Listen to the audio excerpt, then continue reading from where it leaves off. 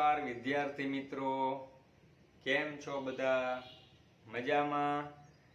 પ્રકરણ નંબર 16 માનવ અને પાચનની અંદર આપણે જોયું હતું પાચન અને અભિશોષણ. એ પાઠની ભવ્ય સફળતા બાદ એના પછીનું ચેપ્ટર પ્રકરણ નંબર 17 શરૂ કરવા જઈ રહ્યા છીએ, જેનું નામ છે શ્વાસોચ્છ્વાસ અને વાયુઓનું વિનિમય. વિનિમય એટલે શું? આપલે. વાયુ એટલે વાયુ નથી હો, વાયુ. વાયુની આપલે એટલે કે ગેસીસ એક્સચેન્જીસ, હવાઓનો વિનિમય, હવાની આપલે. અને નેક્સ્ટ શ્વાસોચ્છ્વાસ, જે બે શબ્દનો બનેલો છે, શ્વાસ વત્તા ઉચ્છ્વાસ. શ્વાસમાં ઓક્સિજન, ઉચ્છ્વાસમાં કાર્બન ડાયોક્સાઇડ બહાર નીકળે, જેનાથી આપણે નાનપણથી ખૂબ સારી રીતે વાકેફ છીએ. બરાબર? ઓકે, તો શરૂ કરીએ છીએ આપણો ટોપિક. Everywhere is biology. જય હિન્દ, જય ભારત. આગળ પહેલો ટોપિક આવ્યો શ્વાસોચ્છ્વાસ અને વાયુઓનું વિનિમય. બાળકો, મને એક શબ્દ યાદ આવે છે, હું એક જ પ્રશ્ન તમને પૂછું છું, જવાબ દેજો મને કે ભાઈ ઓક્સિજન શા માટે જરૂરી અને CO2 નો નિકાલ શા માટે જરૂરી? આ બે પ્રશ્ન શોર્ટ એન્ડ સિમ્પલ છે. આપણા શરીર માટે ઓક્સિજન શા માટે જરૂરી છે? પહેલો પ્રશ્ન. અને બીજો પ્રશ્ન, આપણા શરીરમાંથી ઉત્પન્ન થતું કાર્બન ડાયોક્સાઇડનું નિકાલ શા માટે જરૂરી છે?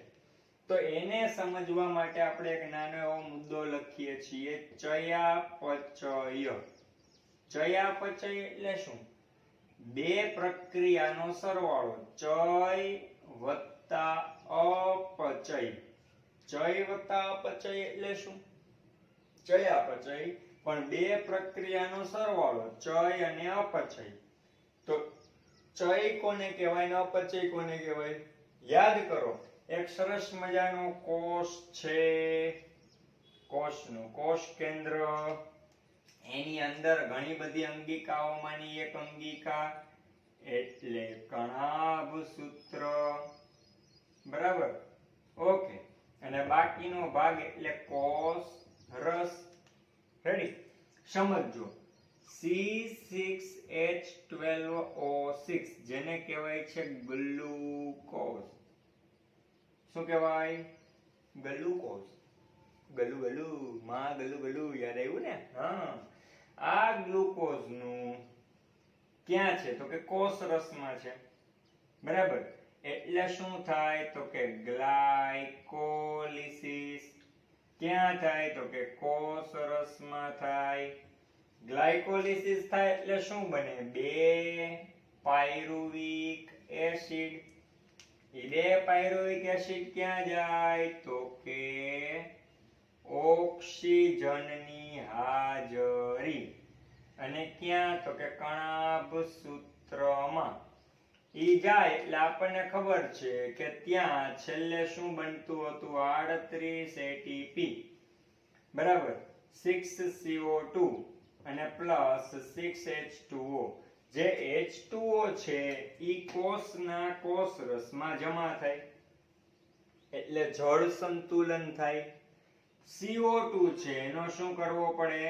નિકાલ કરવો પડે. અને 38 ATP કેમાં જમા થાય? માઇટોકોન્ડ્રિયા એટલે કે કણાભસૂત્ર. ઓકે, જો ઓક્સિજન મળે અને 38 ATP ઉત્પન્ન થાય તો એને કહેવાય અપચય ક્રિયા. શું કહેવાય? ખાસ ધ્યાન રાખજો, અપચય. અપચય ક્રિયા થાય તો ગ્લુકોઝનું અથવા એવા પદાર્થનું સંપૂર્ણપણે ઓક્સિડેશન. ઓક્સિડેશન એટલે ઓક્સિજનની હાજરી, ઉમેરાણું ઓક્સિજન. બરાબર? અને સંપૂર્ણપણે ઉર્જા બની. એટલે અપચય ક્રિયા જે છે એમાં ઉર્જા વધારે બને છે. અને ચય ક્રિયામાં તો કે ઓક્સિજન ન મળે. ઓક્સિજન ન મળે, અહીંથી આગળ આ સ્ટોપ ન હાલે, ગ્લુકોઝનું પાયરુવિક એસિડ બને બસ. એટલે અહીંયા તો કે ઓછી ઊર્જા બને છે. હવે તમારા અને મારા શરીર માટે જરૂરી શું? વધુ ઊર્જા કે ઓછી? એટલા શરીરના એટલા બધા તંત્ર છે, એટલા બધા પેશી, એટલી બધી કોષની રચના, તો વધુ ઊર્જા જરૂરી છે ને.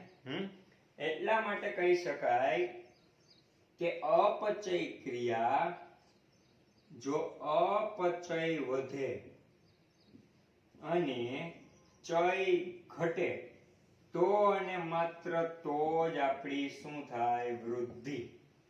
શું થાય? વૃદ્ધિ. વૃદ્ધિ એટલે કદમાં થતો વધારો. પણ વૃદ્ધાવસ્થામાં શું થાય? વૃદ્ધાવસ્થામાં ઉલટું, ચય પ્રક્રિયા વધે અને અપચય ઘટે. ભાઈ વૃદ્ધાવસ્થામાં શું થાય?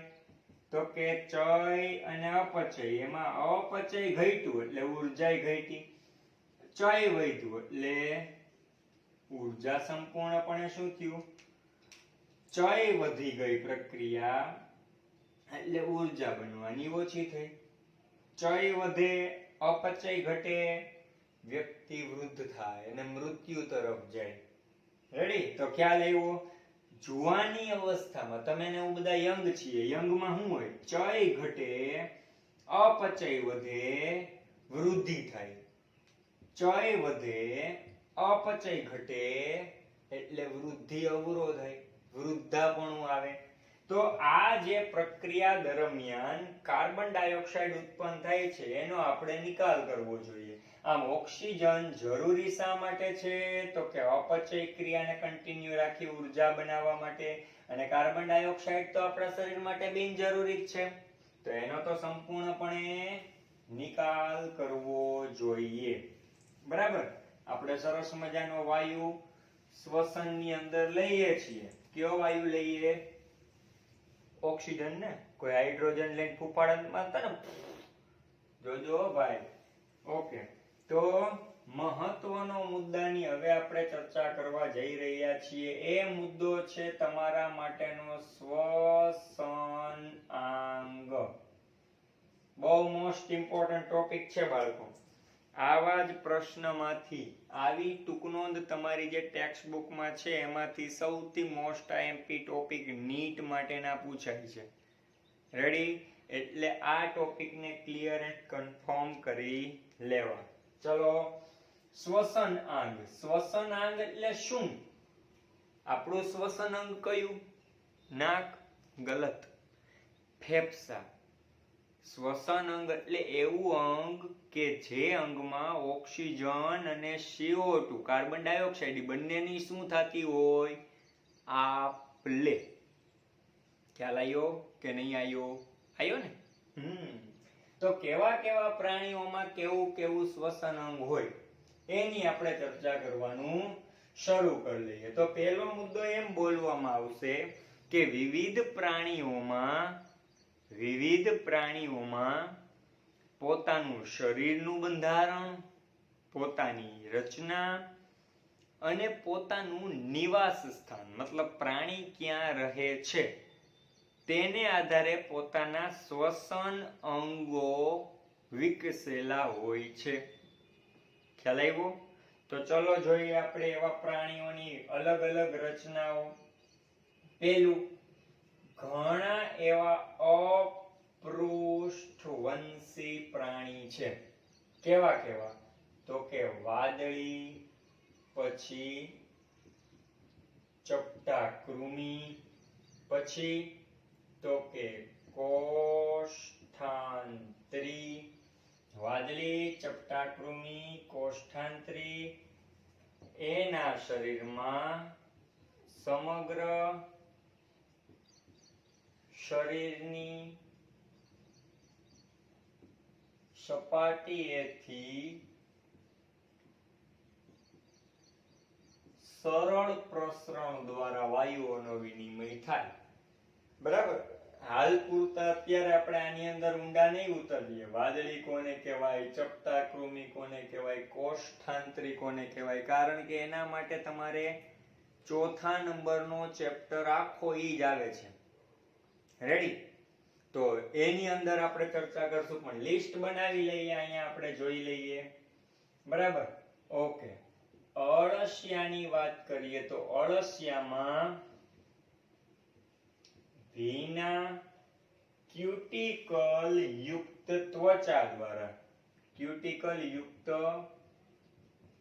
ત્વચા દ્વારા જો આ એક લાઈનની અંદર બે પ્રશ્ન છે બાળકો. અળસિયાની ત્વચા શેની આવરણ ધરાવે તો કે ક્યુટિકલ, અને અળસિયું શેના દ્વારા શ્વસન કરે તો કે ત્વચા દ્વારા. ત્રીજો મુદ્દો, એવી રીતે કોઈ કીટકો હોય તો કીટકોમાં નલિકાઓની ગોઠવણી જોવા મળતી હોય. કીટકોમાં શું જોવા મળતું હોય? નલિકાઓની ગોઠવણી, જેને કહેવાય છે શ્વાસ નલિકાઓ. બરાબર? અને ન્યાથી હવાનું શું થાય છે? વહન. ખાસ યાદ રાખવાનું છે, વાદળી, ચપટાકૃમિ અને કોષ્ઠાંત્રી એમાં આખા શરીરની ગમે તે સપાટી હતી. બરાબર?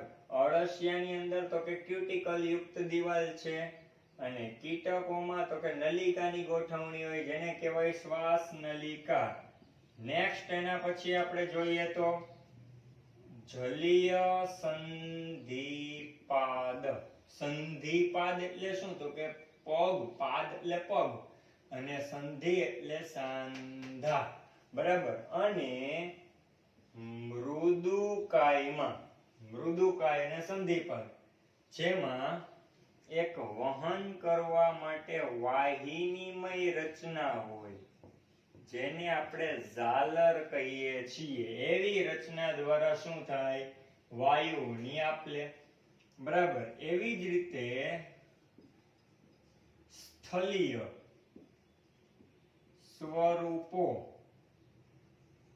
સ્થલીય સ્વરૂપ, સ્થલીય એટલે ચોક્કસ સ્થળે રહેતા હોય એવા, તેમની અંદર વાહિનીમય કોથળીઓ આવેલી હોય છે. તેને શું કહેવાય છે? તો કે ફેફસા. જોજો, જલીય સંધિપાદ અને મૃદુકાય. બરાબર? પાણીમાં રહેતા હોય તો એનામાં ઝાલર હોય, અને ઈ જ પાછા સ્થલીય હોય, સ્થલીય એટલે જમીન પર રહેતા હોય તો એનામાં કોથળી હોય. એને શું કહેવાનું? ફેફસા. નેક્સ્ટ પોઈન્ટ આપણે જોઈએ તો પૃષ્ઠવંશીઓ તરીકે મત્સ્ય હોય. મત્સ્ય એટલે અલગ અલગ પ્રકારની માછલીઓ. તો એ માછલીઓમાં શેનો ઉપયોગ થાય છે? ઝાલરનો. રેડી? આ 6 મુદ્દા થયા, લખવાના છે. ખાસ ધ્યાન રાખજો. હમણાં આખી મટીરીયલની વાત કરી દઉં છું બધી. આપણે પહેલા ટોપિક પૂરા કરી લઈએ. 6 ટોપિક પછી આપણી સમક્ષ આવશે 7મો ટોપિક. જો કોઈ સરીસૃપ હોય, સરીસૃપ એટલે રેપ્ટાઇલ્સ, પેટે ઢસડાઈને ચાલતા હોય એવા. બરાબર? સરીસૃપ હોય, અલગ અલગ પક્ષીઓ હોય, સસ્તનો હોય, તો એની અંદર તો કોથળીમય રચના હોય જ છે, જેને આપણે કયા નામથી ઓળખીએ? ફેફસા. આપણી અંદર પણ છે જ. એવી રીતે 8મો મુદ્દો, દેડકા જેવા ઉભયજીવી. દેડકા જેવા ઉભયજીવી શું કરે? તો કે એના શરીરની ભીની ત્વચા દ્વારા, બરાબર, ત્વચા દ્વારા શ્વસન કરે. અને 9મો મુદ્દાની વાત કરીએ તો સસ્તનો હોય, એમાં આપણી વાત કરીએ તો એમનામાં તો સંપૂર્ણપણે વિકસિત શ્વસન તંત્ર આવેલું હોય છે. અહીંયા તમારા પાઠની શ્વસન અંગની ટૂંક નોંધ પૂરી થઈ ગઈ. કેટલા મુદ્દા થયા? 1 થી 9 મુદ્દા. આ 9 મુદ્દાને 3 વખત હોમવર્કમાં લખવાના છે. કેટલી વખત? 3 વખત હોમવર્કમાં લખવાના છે. સમજી ગયા આખી વસ્તુ? ડન. હવે આપણે ચર્ચા કરવા જઈ રહ્યા છીએ શ્વસન તંત્ર. તો ચાલો શરૂ કરીએ. શ્વસન તંત્ર, the respiratory system of human being. તો જોરથી શ્વાસ લઈ લો. બસ હવા નીકળી. ચાલો આગળ જોઈએ. આગળ તો શ્વસન તંત્રની રચના, ચેપ્ટર 17 શ્વાસોચ્છ્વાસ અને વાયુઓનું વિનિમય. ઓકે. વ ની જગ્યાએ બ લાગી જાય ને ડખા થાય નહીં. હા જોજો, શાંતિ રાખજો, ધીરજ રાખજો. L1 એટલે લેક્ચર પહેલો આ પાઠનો. તો શરૂ કરીએ છીએ. માનવ શ્વસન તંત્ર, the respiratory system of human being. તો શ્વસન તંત્રની આપણે વાત કરવી છે, તો એ ક્યાંથી ચાલુ થાય એ તો બધી જોવું પડે. તો ચાલુ કરીએ. આપણે આને કીધું તું હોઠ. હોઠ જ કહેવાય ને. હા, હોઠ. હોઠના બે ભાગ, ઉપરી ઓષ્ઠ અને અધો ઓષ્ઠ. ઉપરી ઓષ્ઠ જે છે એની ઉપર સરસ મજાનું એક નાક છે, અને નાકની અંદર બે છિદ્ર છે આ બહારના. એને કે બે છે, જોઈ લેજો. એને કહેવાય બાહ્ય નાસિકા છિદ્ર. ત્યાંથી શ્વસનની શરૂઆત થાય. હારી ને સુગંધ ને દુર્ગંધ ને બધું અહીંથી ચાલુ થાય. રેડી? આગળ. તો સૌથી પહેલો પોઈન્ટ, આપણા શરીરમાં એક જોડ બાહ્ય નાસિકા છિદ્ર હોય છે. બાળકો, એક જોડ એટલે બે. નાક એક જ છે, બે નથી. નાક એક જ છે, પણ નાસિકા છિદ્ર, છિદ્ર એટલે બે, ઈ બે છે. એક જોડ નાસિકા છિદ્ર ઉપરી હોઠની ઉપર ખુલે છે અને ન્યાથી અંદરનો ભાગ જાય છે. આ અંદરનો ભાગ જે છે ને, આ બે બાજુની અંદરનો, એને કહેવાય નાસિકા ગુહા. એટલે નાસિકા છિદ્રમાંથી આગળ જતા શું આવે?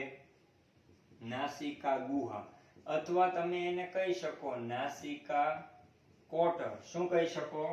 નાસિકા ગુહા અથવા નાસિકા કોટર. બરાબર? જોજો, આ નાક છે, નાક. એવી રીતે હું મારું નાક અહીંથી ને અહીંથી અહીં પેસ્ટ કરું કોપી કરીને, તો શું થાય છે? તો કે આ બાહ્ય નાસિકા છિદ્ર, આ અંદરનું નાસિકા છિદ્ર, અને વચ્ચેનો જે ભાગ છે ને આવડો, એને શું કહેવાય? નાસિકા કોટર અથવા નાસિકા ગુહા. નાસિકા ગુહા આગળ જતા ક્યાં જાય? તો કે અંતઃ નાસિકા છિદ્ર. રેડી? તો આ બાહ્ય નાસિકા છિદ્ર, ઓલું અંતઃ નાસિકા છિદ્ર, વચ્ચેનો ભાગ છે એ નાસિકા કોટર છે. શું છે? નાસિકા કોટર. હવે એને હું પાછો અલગ કરીને જોઉં તો આ છે એ નાસિકા કોટર છે, આ બાહ્ય નાસિકા છિદ્ર, આ અંતઃ નાસિકા છિદ્ર. વચ્ચેનો ભાગ શું થયો? તો કે નાસિકા કોટર. રેડી? અહીંયા આપણે આને શું કર્યું? તો કે ઝૂમ, આમ કર્યું. તમને ટેવ પડી ગઈ છે ને મોબાઈલ વડે ઝૂમ કરવાની. રેડી?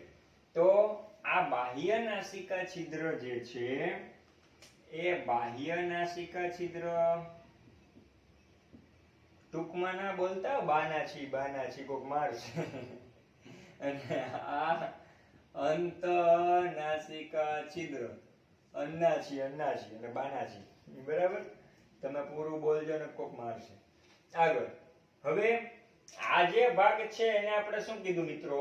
નાસિકા ગુહા અથવા નાસિકા કોટર. નાસિકા કોટર છે ને, આને આપણે નાસિકા કોટર કીધું. એના કેટલા ભાગ છે ખબર છે? 3 ભાગ. તો એ ત્રણેય ભાગને પહેલા આપણે કન્ફર્મ કરી લઈએ. પહેલું, બીજું અને ત્રીજું. આ જે હું લખાવું છું એ તમારી બુકમાં નથી, એ ન્યૂ છે, તમારી બુકમાં અલગ લખી લેવું. બરાબર? બાહ્ય નાસિકા છિદ્રમાંથી પહેલો પ્રદેશ જે આવે ને, નંબર 1 એપો, એને કહેવાય પ્રઘ્રાણ પ્રદેશ. શું કહેવાય? પ્રઘ્રાણ પ્રદેશ. નંબર 2 એને કહેવાય છે બાળકો શ્વસન પ્રદેશ.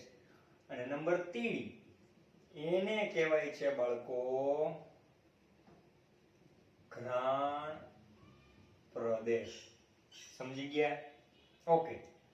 પ્રઘ્રાણ પ્રદેશને સ્પેશિયલી બાયોલોજી શબ્દમાં કેવું હોય ને તો કહેવાય વેસ્ટિબ્યુલ પ્રદેશ. આ ખાસ લખી નાખજો, વેસ્ટિબ્યુલ પ્રદેશ. બરાબર.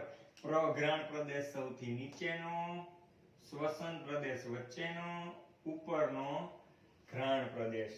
હવે આ રીતે નાક છે, બાહ્ય નાસિકા છિદ્ર, વચ્ચે નાસિકા કોટર, ઉપર અંતઃનાસિકા છિદ્ર. અંતઃનાસિકા છિદ્રમાંથી આવી નળી નીકળે એને આપણે કયા નામથી ઓળખશું? કંઠનળો. બરાબર, કંઠનળી. રેડી? તો આ તમારે વિડિયોને અહીંયા પુશ કરી અને લખી લેવાનું છે. ઓકે, આગળ. તો આપણે હમણાં ચર્ચા કરી કે ભાઈ પહેલું તો કે હવા સૌથી પહેલા ક્યાં જાય? બાહ્ય નાસિકા છિદ્ર. ત્યાંથી તો કે નાસિકા ગુહા. એના આપણે 3 ભાગ જોયા. બરાબર. ત્યાંથી આગળ ક્યાં જાય છે? તો કે નાસિકા ગુહામાંથી આગળ જાય છે કંઠનળી. બાળકો આપણે ભણી ગયા કંઠનળી 12.5 સેન્ટીમીટરની લંબાઈ ધરાવે છે. રેડી? 12.5 સેન્ટીમીટર. પણ કંઠનળી છે ને એના પણ 3 ભાગ છે. ઓકે, હમણાં આપણે જોયું હતું શું હતું? નાકમાંથી ગયેલી હવા નાસિકા કોટર મારફતે અંતઃનાસિકા છિદ્રમાંથી વળાંક લે છે. વળાંક લે એટલે એને કહેવાય કંઠનળી. હવે ઈ જે ભાગમાંથી પસાર થાય ને એને ઈ કંઠનળી કહેવાય. આ પણ તમારી બુકમાં નથી, લખી લેજો. ઓકે, વળાંક લે એટલે પહેલો ભાગ, આ નળી છે, નળી આમનું. તો વળાંક લઈને પહેલો ભાગ આવ્યો, નાક પાસેથી પસાર થયું એટલે નાસિકા કંઠનળી. મુખ પાસેથી પસાર થઈ એટલે મુખીય કંઠનળી. અને સ્વર પેટી પાસેથી પસાર થઈ એટલે એને કહેવાય સ્વર પેટીય કંઠનળી. ખાસ ધ્યાન આપજો. તો કંઠનળી છે એના 3 ભાગ છે. નાક પાસેથી પસાર થાય એટલે નાસિકા કંઠનળી.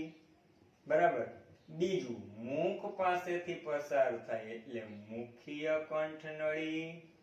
અને ત્રીજું, હવે મુખ પેલા નાક પાસેથી, પછી મુખ પાસેથી, પછી સ્વર પેટી એટલે કે સ્વર પેટી પાસેથી પસાર થાય તો સ્વર પેટી કંઠનળી.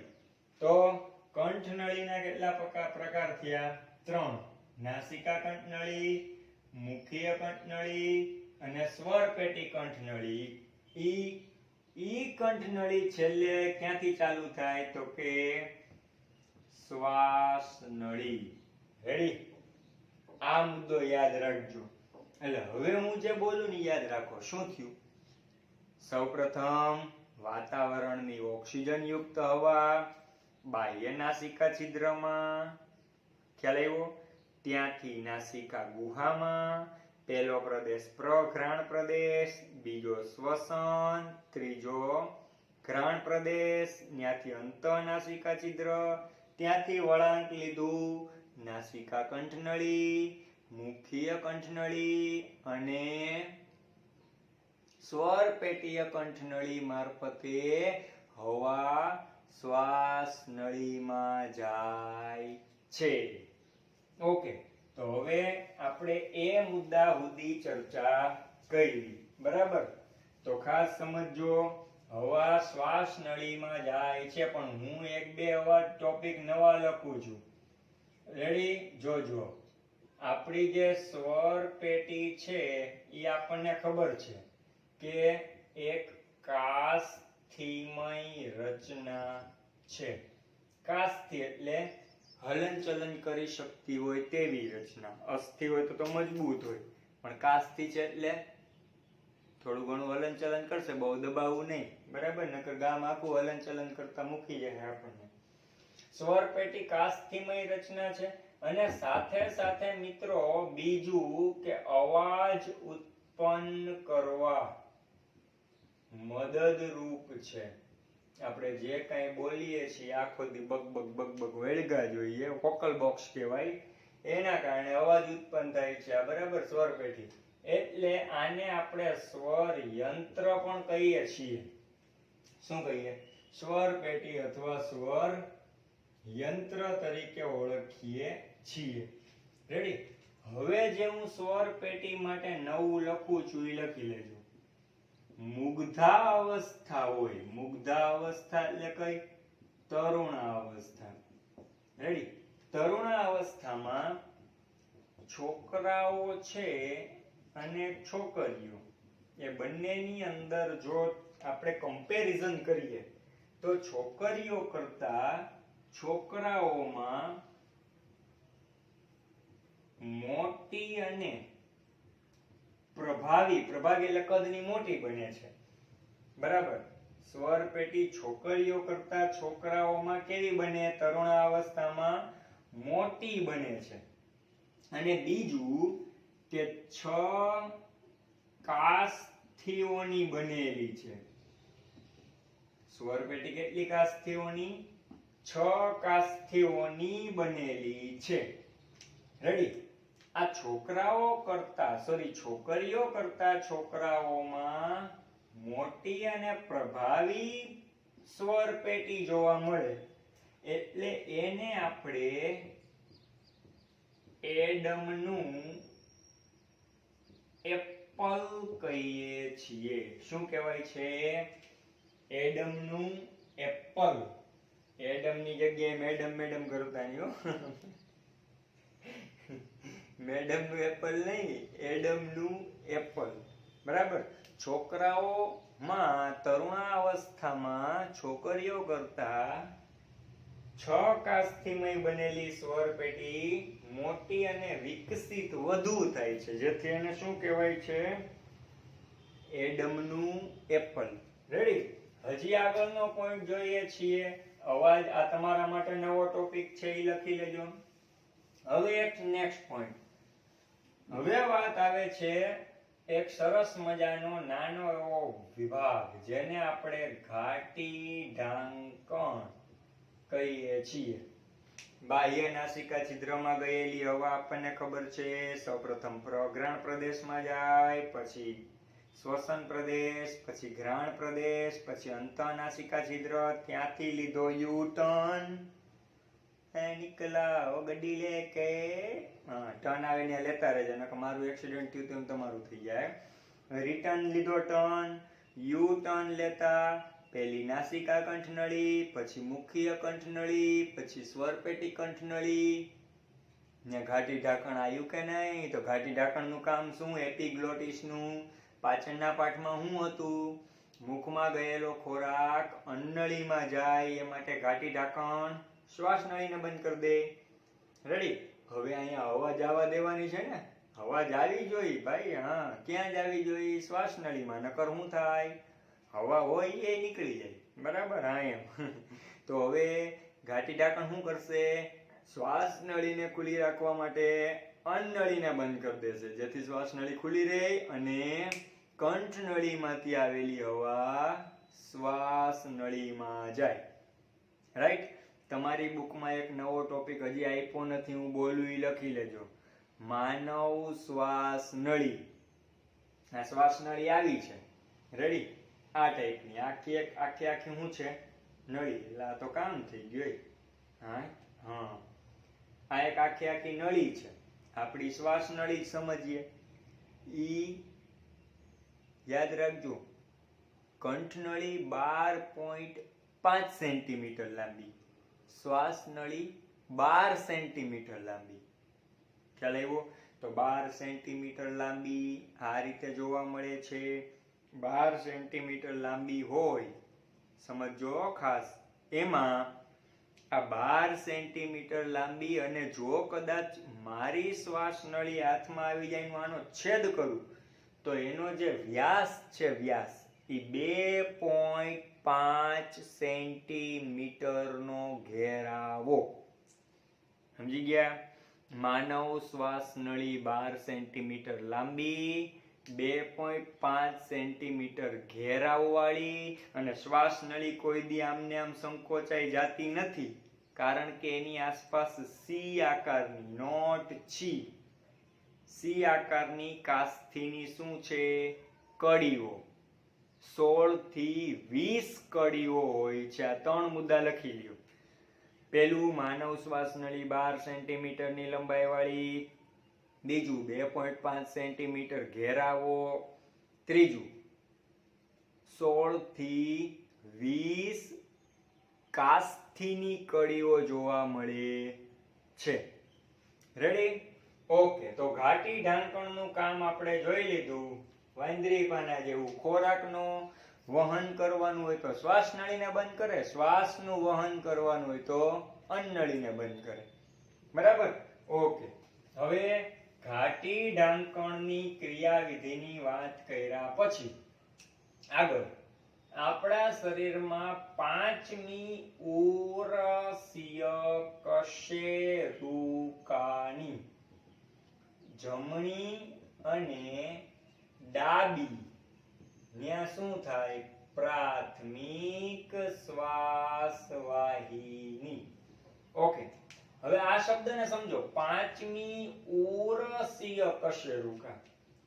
પેલું હું તમને કહું, આપણા મગજનો છેલ્લો ભાગ એટલે લંબ મજા. લંબ મજામાંથી નીકળે એને કહેવાય કરોડ સ્તંભ. બરાબર? આપણા કરોડ સ્તંભની શરૂઆત લંબ મજામાંથી અને અંત ક્યાં? તો કમરના ભાગે. કમરથી નીચે જાય છે. બરાબર? ટ્રાય કરજો, એટલે તમને હાથ ફેરવતા જાજો, એટલે ક્યાંક અંત આવશે. એમ ધીરે ધીરે ધીરે ધીરે હાથ ફેરવતા જાજો. હવે આપણા શરીરના પૃષ્ઠભાગે જે કરોડ સ્તંભ છે એમની અંદર 33 મણકા અને 26 કશેરુકા છે. શું છે? 26 કશેરુકા. તો 1 2 3 4 5 6 7 8 9 10 11 12 13 14 15 16 17 18 19 20 21 22 23 24 25 26. રેડી? હવે એમાં જો આ ગ્રીવા પ્રદેશ, આને કહેવાય ગ્રીવા. આ વાહાનો ભાગ બેક પાર્ટ છે એને કહેવાય ઉરસ. તો ગ્રીવા છે ને એમાં 7 કશેરુકા છે. 1 2 3 4 5 6 અને 7.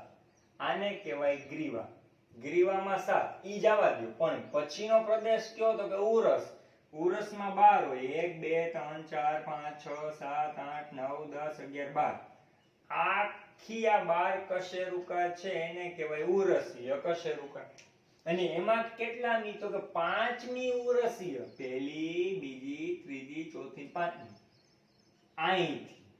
રેડી? આ 5મી કશેરુકા. એનો મતલબ એમ કે કંઈક આ રીતે શ્વાસ નળી આગળ જતા 2 ભાગમાં વેચાય.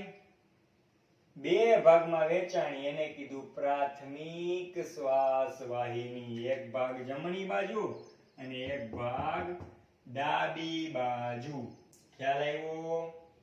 આગળના? ઓકે. હજી આગળ એમાંથી હવે આ બંને ભાગ તો કેવા થયા? તો કે પ્રાથમિક શ્વાસ વાહિની. હવે આ છે બંને ફેફસા જ બાળકો, ધ્યાન આપજો. ખાસ મહત્વના મુદ્દાની હવે આપણે આગમન ક્રિયાવિધિ શરૂ થઈ ગઈ છે. રેડી? છે બંને ફેફસા જ. તો એક ડાબી બાજુ ને એક જમણી બાજુ. હવે આ બે જે ભાગ પડ્યા એને નામ આપ્યું પ્રાથમિક શ્વાસ વાહિની. પ્રાથમિક શ્વાસ વાહિની હોય ઈ શું થાય? તો કે હજી આગળ જઈ અને 2 ભાગમાં વેચાય. આ રીતે એકમાંથી શું થયું? તો કે 2 ભાગ. એકમાંથી આવા 2 ભાગ થયા. બરાબર? આ 2 થયા એને નામ આપ્યું દ્વિતીયક શ્વાસ વાહિની. રેડી? અને 2 માંથી બીજામાંથી ત્રીજો ભાગ નીકળ્યો. વચ્ચે આપણે જોઈ શકીએ એ માટે અલગ કલર કોમ્બિનેશન થી આગળ વધીએ. રેડી. આને નામ આપ્યું તૃતીયક શ્વાસ વાહિની. પ્રાથમિકમાંથી દ્વિતીયક, દ્વિતીયકમાંથી તૃતીયક. રેડી. તૃતીયક શ્વાસ વાહિની થઈ એટલે ઈ નાના નાના નાના નાના ભાગોમાં ફેલાય. એને કહેવાય શ્વાસ વાહિકાઓ. રેડી. અને ઈ હાવ અતિ સૂક્ષ્મ ભાગમાં વહેંચાય એટલે એને કહેવાય સૂક્ષ્મ શ્વાસ વાહિકાઓ. અને ત્યાં જઈને સૂક્ષ્મ શ્વાસ વાહિકાઓમાં એક દ્રાક્ષના ઝુમખાની જેમ, આપણું ફેફસું છે એ દ્રાક્ષનું એક આખી આખી લૂમ હોય, આપણે સરસ મજાની ખાતા હોય, બરાબર, એવા ઝુમખાની જેમ અતિ સૂક્ષ્મ નાના નાના નાના નાના શું હોય? કોથળીમય રચના. બરાબર. એ કોથળીમય રચનાઓ હોય એને આપણે કયા નામથી ઓળખીએ છીએ? વાયુકોષ્ઠો. રેડી. આને કયા નામથી ઓળખાય છે? વાયુકોષ્ઠો. ખ્યાલ આવી ગયો?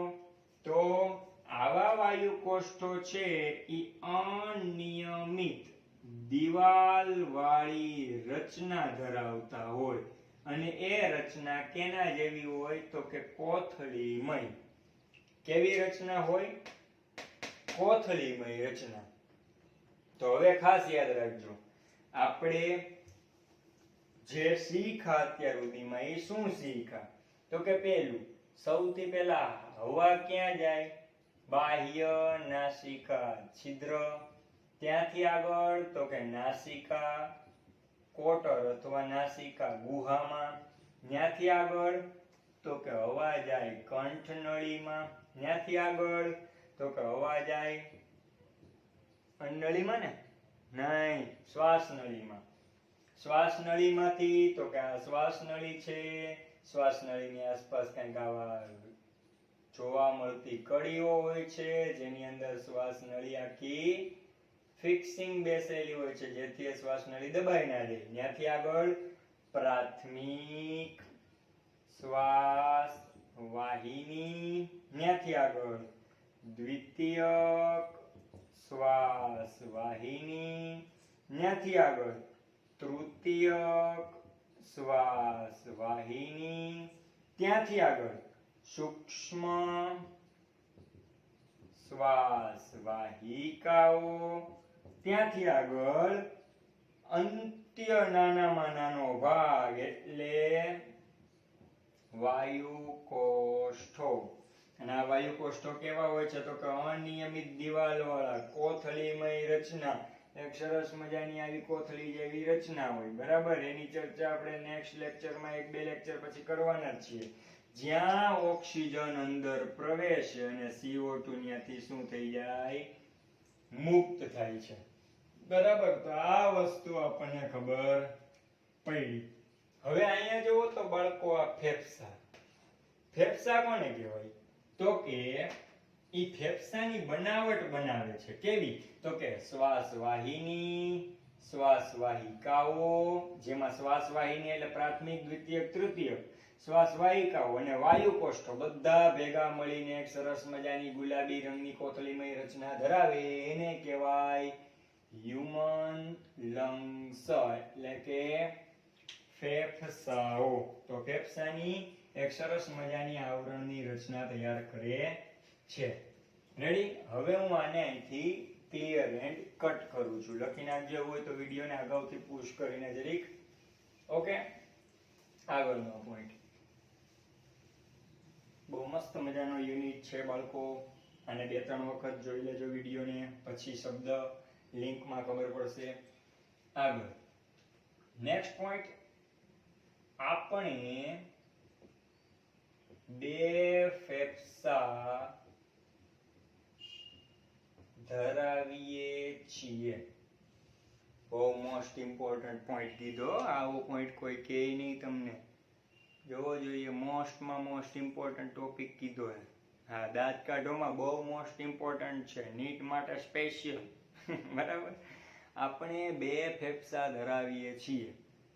બંને ફેફસા ક્યાં હોય છે? એકબીજાની આજુબાજુમાં. એમ મૂંઝાવાની બહુ ટેન્શન નહીં લેવાનું. આપણે બે ફેફસા ધરાવીએ છીએ, સાચી વાત છે. રેડી? ઓકે. ઈ બંને ફેફસા ખાસ યાદ રાખજો, દ્વિસ્તરીય ફુફ્ફુસ આવરણ. ફેફસાનું આવરણ એટલે શું? તો કે ફુફ્ફુસ આવરણ ધરાવે છે. બરાબર? દાખલા તરીકે આ શ્વાસ નળી, ત્યાંથી આગળ પ્રાથમિક શ્વાસ વાહિની, બરાબર? શ્વાસ નળીમાંથી શ્વાસ વાહિની. હવે એ આગળ જતા જતા આવા ભાગોમાં વિભાજિત થતું ગયું હતું. હમણાં આપણે એની ચર્ચા જોઈ. પણ આ જે ફેફસું છે એક તો આવરણ અને બીજું આવરણ એની આજુબાજુનું કંઈક આવું છે. રેડી? બીજું આવરણ એમની આજુબાજુનું કંઈક આવું છે. એટલે આ બંનેને કહેવાય છે ફુફ્ફુસ આવરણ.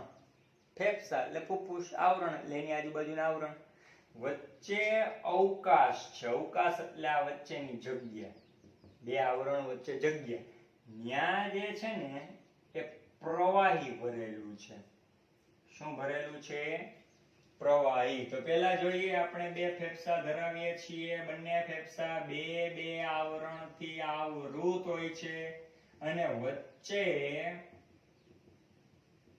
ફુફ્ફુસ આવરણ જોવા મળે છે. અવકાશ એટલે આવરણ. અને એ આવરણ શેનાથી ભરેલું હોય? પ્રવાહીથી ભરેલું. બરાબર?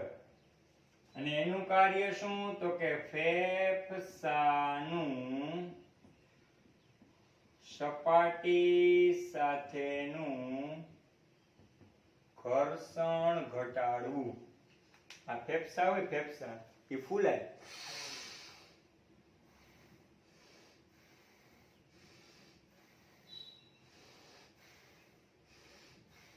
તો હાથ છે એ આવરણ છે. જેવા ભાગ ફૂલાય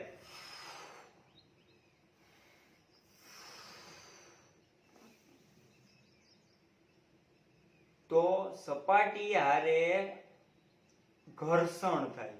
ઈ ઘર્ષણ ન થાય એટલે વચ્ચેના ભાગમાં શું આપ્યું? પ્રવાહી. એટલે ફેફસા નાના મોટા થયા રાખે. સંકોચન એટલે નાનું થવું, વિકોચન એટલે મોટું થવું. તો ઈ સપાટી હારે ઘસાય નહીં. આ ખાસ ધ્યાન રાખવું. બરાબર?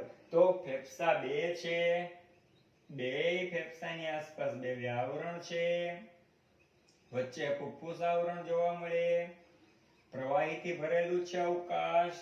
અને એનું કામ તો કે ફેફસાનું સપાટી સાથે ઘર્ષણ ઘટાડવું. લગભગ મારા ખ્યાલથી બાળકો 270 માં પેજ નંબર ઉપર 270 માં પેજ નંબર ઉપર તમારે આકૃતિ આવી છે નીચેની છે. એ આકૃતિને 2 વખત હોમવર્કમાં ડ્રો કરી નાખવી. તમારી રીતે ડ્રો કરતા શીખશો તો અને માત્ર તો જ ઝડપ થશે. ખાસ યાદ રાખજો. 10 ટોપિક અગાઉ તમને આપ્યા લેક્ચરની શરૂઆતમાં. રેડી? ઈ 3 વખત 9 ટોપિક, 9 તેરી 27 લીટી થાય. જાજી નહીં થાય ને 2 વખત આ 270 માં પેજ નંબર ઉપરની આ કૂતરી. કઈ કૂતરી? આ. આગળ વધો. નેક્સ્ટ મુદ્દો. આગળનો પોઈન્ટ જોઈએ. બે આવરણ હોય એમાં બાહ્ય આવરણ છે ઈ અને અંતઃ આવરણ. બાહ્ય આવરણ અને અંતઃ આવરણ. બાહ્ય આવરણ કોના સંપર્કમાં હોય? તો કે ઉરસીય સપાટીના સંપર્કમાં. અને અંતઃ આવરણ તો કે ફેફસાની સપાટીના સંપર્કમાં. બાળકો આને ઉરસ કહેવાય. ઉરસ, છાતી.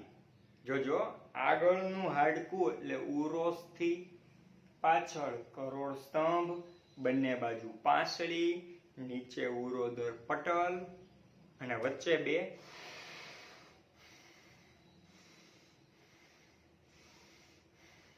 ફેફસા. બરાબર.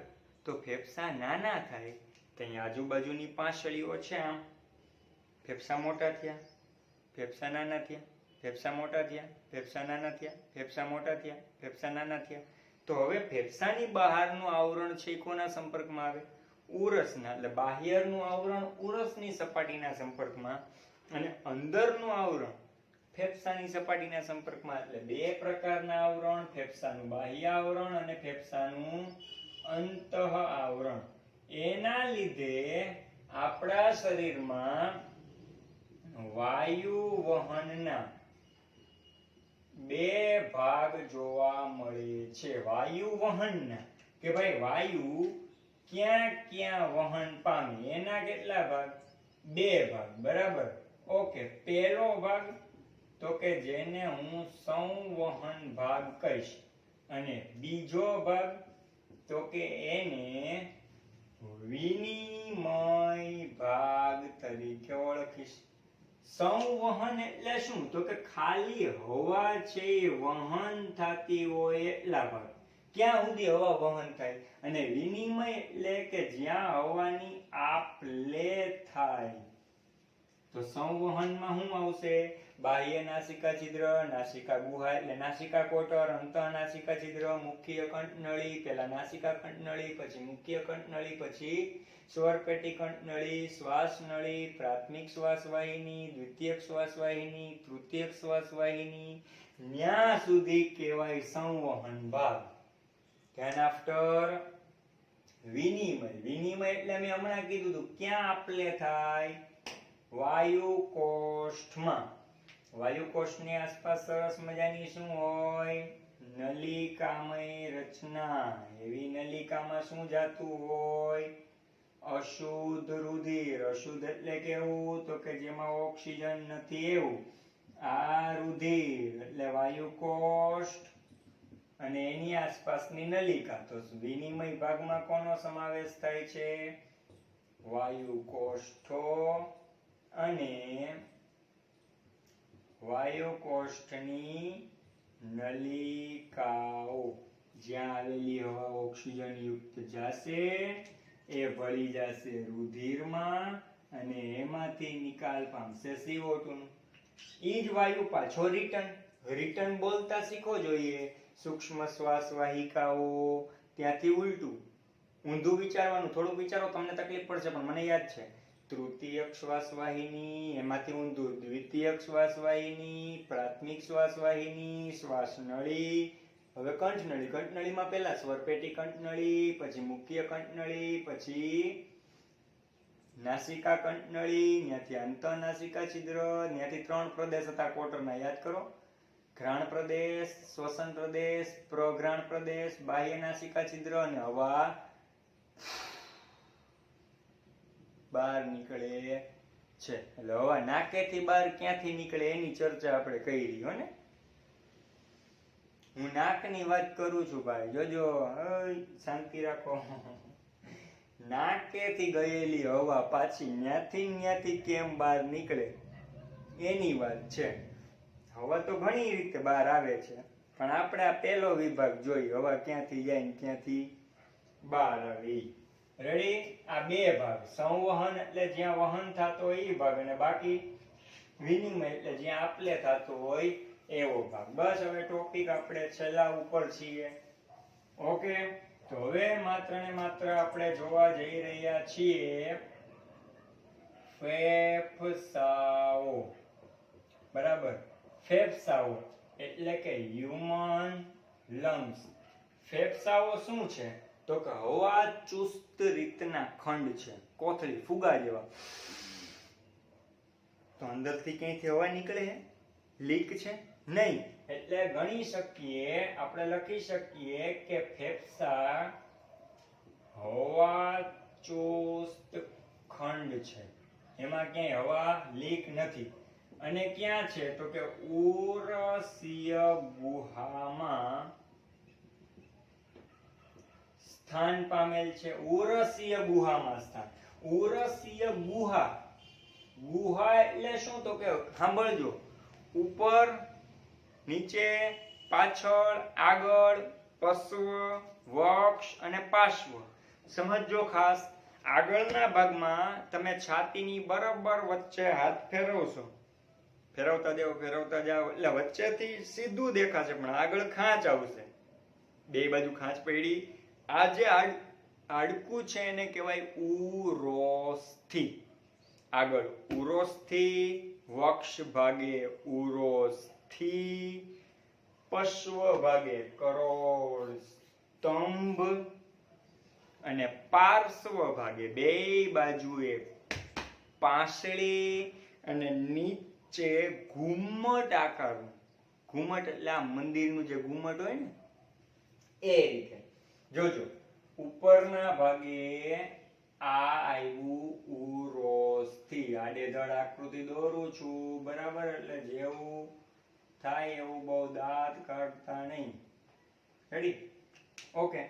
ત્યાંથી આગળ જોઈએ તો આગળનો ભાગ છે. પાછળનો ભાગ તો કે ન્યા આવી સરસ મજાની કરોડ સ્તંભ.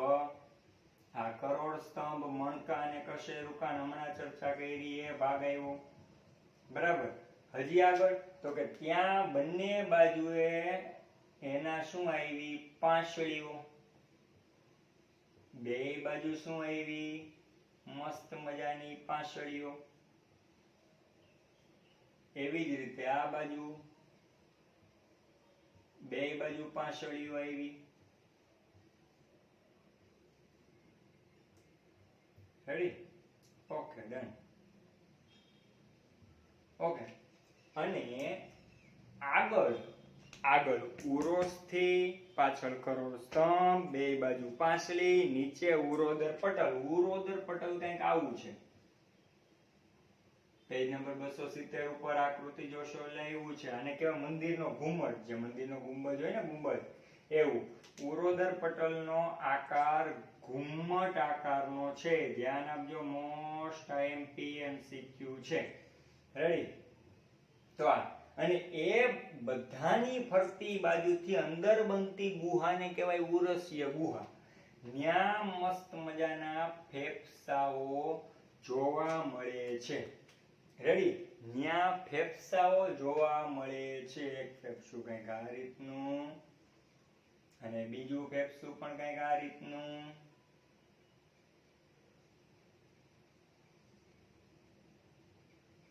આવું જોઈએ હો ફેફસું. ન્યા અહીંયા શું હોય? આ ડાબી બાજુ છે, ત્યાં શું હોય? આવું ન હોય, બરાબર? તો ત્યાં એક સરસ મજાનું હૃદય હોય છે. આવું ન હોય હો ભાઈ, હજી જોજો. રેડી? તો ફેફસા હવા ચુસ્ત રીતના ખંડ છે, ઉરસ્ય ગુહામાં સ્થાન પામેલા છે. અહીંયા તો મેં ફટાફટ આકૃતિ દોરી છે એટલે કદાચ મે બી સારી નથી જ થઈ. મને વિશ્વાસ છે સારી જ નથી થઈ. 20મા પાઠની અંદર 20th ચેપ્ટર આવશે, એની અંદર આપણે એની વધુ માહિતી આખી જોઈ લેશું, બરાબર? તો આ વસ્તુ છે. આમ ઉરસ્ય ગુહામાં ફેરફાર થાય તો ફેફસામાં ફેરફાર થાય. આ બધું બે એકબીજાની સાથે. ફેફસા ફૂલાય. હવે આ તે તમે જોઈ રહ્યા છો, નીચે ઉરોદર પટલ આ ભાગ છે, ઉપર ફેફસાની જગ્યા. આ વચ્ચેનો જે ભાગ છે એને શું કહેવાય? ઉરસ્ય ગુહા. શું કહેવાય? ઉરસ્ય ગુહા. બાળકો ખાસ એટલે ખાસ મોસ્ટમાં મોસ્ટ ટોપિક યાદ રાખજો. આના પછીના જ લેક્ચરમાં આવશે આપણે. ફેફસા ફૂલાય. ફેફસા ફૂલાય તો કદ ઉરસ્ય ગુહાનું છે ઈ ઘટે કે વધે? ઘટે, બરાબર? ફેફસાનું વિકોચન, ઉરસ્ય ગુહાનું કદ ઘટે, ઉરોદર પટલ નીચે જાય. ક્યારે થાય? તો કે શ્વાસ લે ત્યારે. શું થાય? સાંભળજો.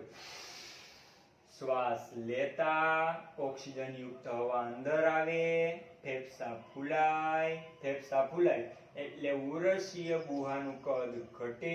કદ ઘટે એટલે ઉરોદર પટલ નીચે જાય. ઉચ્છ્વાસમાં તો કે ઉરોદર પટલ ઉપર જાય, ફેફસા સંકોચાય, વચ્ચેનું કદ વધે, CO2 યુક્ત હવા બહાર નીકળે. ખ્યાલ આવ્યો? આ મુદ્દા.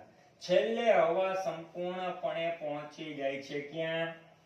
તો કે વાયુ કોષ્ઠમાં જરૂરી ઓક્સિજન દેવાઈ જાય છે અને બિનજરૂરી CO2 ત્યાંથી લેવાઈ જાય છે. તો એમની અંદર જે મુદ્દા આવે છે શ્વસનના તબક્કાઓ, તમારી બુકમાં ફેફસા વિશે તો માત્ર 5-6 લીટી જ લખી છે, પણ આવતા લેક્ચરમાં હું તમને એક્સ્ટ્રા પોઈન્ટ ફેફસા વિશે લખાવી દઈશ. ઘણા બધા છે. તો શ્વસનના તબક્કામાં શું થાય છે? તો કે એક તો પેલું વાત વિનિમય થાય છે.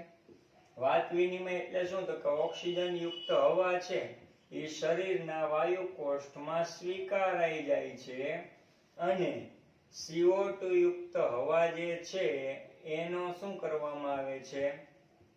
નિકાલ કરવામાં આવે છે. આ પહેલો મુદ્દો. બરાબર. ઓક્સિજન યુક્ત હવા સ્વીકારાઈ જાય ને CO2 યુક્ત હવાનો નિકાલ થાય છે. પોઈન્ટ નંબર 2, વાયુ વિનિમય વાયુ કોષ્ઠની સમગ્ર સપાટીએથી થાય છે. આ વાયુ કોષ્ઠ હતો સરસ મજાની, તો એની અંદર વાયુ કોષ્ઠની સંપૂર્ણ સપાટીએથી થાય. સંપૂર્ણ સપાટી એટલે શું?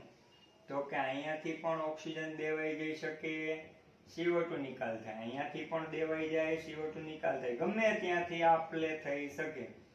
બરાબર. એમાં કોઈ ટેન્શન છે નહીં. થર્ડ વન પોઈન્ટ શું આવ્યો? તો કે વાયુનું વહન રુધિર દ્વારા થાય છે. રુધિર દ્વારા. કારણ કે ઓક્સિજન આવ્યું એ ભર્યું છે એમાં? તો કે અંદર વહન પામતા બ્લડમાં. બ્લડમાં રહેલા કયા કણ? તો કે રક્તકણ. બરાબર. એ શું લઈ જાય? રક્તકણ સાથે શું હોય? તો કે HB. HB એટલે હિમોગ્લોબિન. હિમોગ્લોબિન સાથે શું જોડાઈ જાય? ઓક્સિજન. આપણે ભણ્યા હતા ને 16મા પાઠમાં, ઓક્સિજન અને હિમોગ્લોબિન જોડાઈને શું બનાવે? ઓક્સી હિમોગ્લોબિન. અને શું થાય? રુધિરનું સાથે ઓક્સિજનનું વહન થાય છે. ચોથું, ઈ રુધિર ઓક્સિજન લઈને જાતું હોય, છેલ્લે ક્યાં જાય? તો કે O2 અને CO2 નું પ્રસરણ રુધિર અને પેશી વચ્ચે થાય છે. ઓકે. હવે ઓક્સી હિમોગ્લોબિન વાળું રુધિર છે એ ક્યાં જાય બાળકો? તો કે કોઈ તંત્રમાં, તંત્રમાંથી તો કે નાનામાં નાના અંગમાં, અંગમાંથી તો કે પેશીઓમાં અથવા તો કોષમાં. રેડી? પેશી. પેશીને અથવા કોષને જરૂરી છે એ ઓક્સિજન દઈ દેશે અને કોષ પાસેથી અને પેશી પાસેથી CO2 લઈ લેશે. બરાબર. અને લાસ્ટ વન પોઈન્ટ, ઓક્સિજન અપચય ક્રિયામાં વપરાય. પાઠની શરૂઆતમાં જ મેં સમજાવ્યું. હું કામ એને સમજાવ્યું? હવે તમને ખ્યાલ આવ્યો. ઓક્સિજન વપરાય અપચય ક્રિયામાં અને સાથે સાથે શું ઉત્પન્ન થાય છે? CO2 ઉત્પન્ન થાય છે. રેડી? તો કહી શકાય કે આ વસ્તુ થાય છે. રેડી? આ 5 મુદ્દાને અહીંયા સ્ટોપ કરી અને લખી લે એટલે ખબર પડી જાય. રેડી? ઓકે. હું જે હવે બોલું છું એ ખાસ સમજજો બાળકો. આપણે ફરી પાછું એક નાનું એવું રિવાઇનેશન કરી લઈએ સંપૂર્ણપણે. અને હવે જે લખું એ તમારી બુકમાં લખી લેજો. સૌ પ્રથમ O2 નું વહન એટલે ઓક્સિજન ક્યાંથી ક્યાં જાય? બરાબર. અને એ રીતે CO2 નો નિકાલ. સાંભળજો. ઓક્સિજન ક્યાં ગયું સૌથી પહેલા? તો કે બાહ્ય નાસિકા છિદ્ર. નાસિકા છિદ્રમાંથી ક્યાં ગયું? નાસિકા કોટર. એના કેટલા ભાગ હતા? ત્રણ. પેલો પ્રઘ્રાણ, બીજો શ્વસન, ત્રીજો ઘ્રાણ પ્રદેશ. તો બાહ્ય નાસિકા છિદ્રમાંથી તો કે પ્રઘ્રાણ પ્રદેશ, પ્રઘ્રાણ પ્રદેશમાંથી શ્વસન પ્રદેશ, ત્યાંથી ઘ્રાણ પ્રદેશ. આ શ્વસન પ્રદેશ છે ને એમાં અતિ સૂક્ષ્મ વાળ હોય, બરાબર, જેના કારણે આપણી નાકમાં જતી હવામાં જો કઈ ધૂળના રજકણ, વાયરસ, બેક્ટેરિયા, ફૂગબૂગ હોય તો ત્યાં અટકી જાય અને સમયાંતરે શું બને? Black diamond. બ્લેક ડાયમંડ સમજી ગયા ને, અંદરથી આપણે કાઢતા હોઈએ કોલસાની ફેક્ટરી. આ ત્રણ ભાગ છે એને કહેવાય નાસિકા ગુહા અથવા નાસિકા કોટર. ઘ્રાણ પ્રદેશમાંથી હવા ક્યાં જાય? કંઠનળી. કંઠનળીના કેટલા પ્રકાર? તો પહેલી આવે નાસિકા કંઠનળી, પછી મુખ પાસેથી પસાર થાય મુખીય કંઠનળી, પછી તો કે સ્વરપેટીય કંઠનળી. આ ત્રણ ભાગ કોના આવ્યા? કંઠનળીના. રેડી? ઓકે. સ્વરપેટી કંઠનળીમાંથી હું ટન લગાવું છું, ત્યાંથી ક્યાં હવા જાય? તમારે લિંકમાં જ લખતું જવાનું ઊભું. સ્વરપેટી કંઠનળીમાંથી હવા ક્યાં જાય? તો કે શ્વાસ નળી. શ્વાસ નળીમાંથી આગળ પ્રાથમિક શ્વાસ વાહિની, ત્યાંથી આગળ દ્વિતીયક શ્વાસ વાહિની, ત્યાંથી આગળ તૃતીયક શ્વાસ વાહિની, ત્યાંથી આગળ વિચારો વિચારો. તૃતીયક શ્વાસ વાહિની પછી ક્યાં જતું હતું? તો કે હજી આગળના ભાગમાં પ્રાથમિક, દ્વિતીયક, તૃતીયક અને છેલ્લે આવતું હતું શ્વાસ વાહિકાઓ. શ્વાસ વાહિકાઓમાંથી છેલ્લે અંત ભાગમાં અંત્ય સૂક્ષ્મ શ્વાસ વાહિકાઓ, અને ત્યાંથી આગળ જાય એટલે શું આવે? દ્રાક્ષ જેવા વાયુ કોષ્ઠો. અને આ વાયુ કોષ્ઠો જેમાં આવેલું ઓક્સિજન લેવાઈ જાય છે, એટલે કે એક્સેપ્ટ થાય છે અને CO2 નો નિકાલ થાય છે. CO2 નીકળી જાય એટલે સાંભળજો, હવે તમને બે રીત આવડવી જોઈએ. શું? ઓક્સિજન લીધું એ ક્યાં ગયું અને ત્યાંથી ઓક્સિજન લેવાઈ ગયું, CO2 ત્યાંથી નીકળ્યું, એ પાછું રિટર્ન આવ્યું. રેડી? હવે હું બોલું સાંભળજો. જય હો બાબા રામદેવ. પેલા ખૂબ ઝડપથી લીધેલી ઓક્સિજન યુક્ત હવા બાહ્ય નાસિકા છિદ્ર, ત્યાંથી પ્રઘ્રાણ પ્રદેશ, ત્યાંથી શ્વસન પ્રદેશ, ત્યાંથી ઘ્રાણ પ્રદેશ, ત્યાંથી અંતઃનાસિકા છિદ્ર, ત્યાંથી નાસિકા કંઠનળી, ત્યાંથી મુખીય કંઠનળી, ત્યાંથી સ્વરપેટીય કંઠનળી, ત્યાંથી શ્વાસ નળી, ત્યાંથી પ્રાથમિક શ્વાસ નળી, ત્યાંથી દ્વિતીયક શ્વાસ વાહિની, તૃતીયક શ્વાસ વાહિની, સૂક્ષ્મ શ્વાસ વાહિની અથવા વાહિકાઓ, અંત્ય સૂક્ષ્મ શ્વાસ વાહિકાઓ અને વાયુ કોષ્ઠમાં ઓક્સિજન લેવાઈ જાય, CO2 નિકાલ થાય છે. બરાબર? એટલે ઓક્સિજન આપણે એને દઈ દેશું વાયુ કોષ્ઠને અને CO2 ત્યાંથી મેળવી લેવું, ત્યાંથી રિટર્ન આવે CO2 વાયુ કોષ્ઠમાંથી અંત્ય સૂક્ષ્મ શ્વાસ વાહિકાઓમાં, ત્યાંથી શ્વાસ વાહિકાઓમાં, ત્યાંથી રિટર્ન આવે છે. હવે સમજો, ત્યાંથી આગળ તૃતીય શ્વાસ વાહિની, દ્વિતીય શ્વાસ વાહિની, પ્રાથમિક શ્વાસ વાહિની, શ્વાસ નળી, ત્યાંથી આગળ કંઠનળી, સ્વરપેટી કંઠનળી, મુખીય કંઠનળી, નાસિકા કંઠનળી, અંતઃનાસિકા છિદ્ર, ત્રણ પ્રદેશ, એમાં છેલ્લેથી ત્રીજું, બરાબર, ઘ્રાણ પ્રદેશ, શ્વસન પ્રદેશ, પ્રઘ્રાણ પ્રદેશ, બીજું નામ વેસ્ટિબ્યુઅલ પ્રદેશ અને બાહ્ય નાસિકા છિદ્ર. હવે શ્વાસ લ્યો જોરથી ઊંડો, એટલે ઓક્સિજન મળી જાય, અપચય ક્રિયા ઝડપથી થાય, એટીપી ઝડપથી બને અને તમારો મારો વૃદ્ધિ વિકાસ થાય. સૌથી સારામાં સારો ઊંડો શ્વાસ લઈ લો. રેડી? તો પહેલા શરૂઆતમાં 9 ટોપિક લખાવ્યા 3 વખત હોમવર્કમાં, બીજું 270માં પેજની આકૃતિ 2 વખત હોમવર્કમાં દોરવાની, 2 હોમવર્ક, ત્રીજું હાઈલું આખું 1 વખત હોમવર્કમાં લખવાનું. એકવાર તંત્ર મગજમાં આવી ગયું આખું, પછી તમને ફાયદો રહેશે. ઓકે, તો હવે પછી નવા લેક્ચરની અંદર આપણે શ્વાસોચ્છ્વાસની ક્રિયાવિધિ અને ફેફસા વિશે મેં તમને કીધું નવું એ હું લખાવીશ અને સમજાવીશ. ઓકે, ત્યાં સુધી જય હિન્દ, જય ભારત.